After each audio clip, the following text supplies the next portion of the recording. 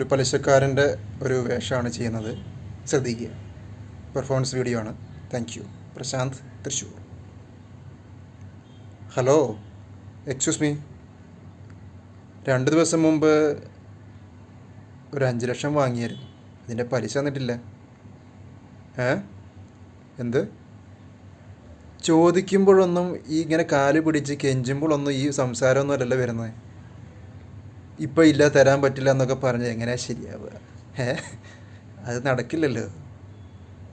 കാരണം എണ്ണി പൈസ എൻ്റെ തന്ന്, ഞാൻ കഷ്ടപ്പെട്ടുണ്ടാക്കിയ പൈസയാണ്. കുറേ കൊടുത്തും കൊണ്ടും കൊടുത്തിട്ട് ഈ ലെവലെത്തിയത് നിങ്ങൾക്കറിയോ? പിന്നെ എന്തൊട്ട് വർത്താനം പറയണേ? കാശെടുക്കടോ.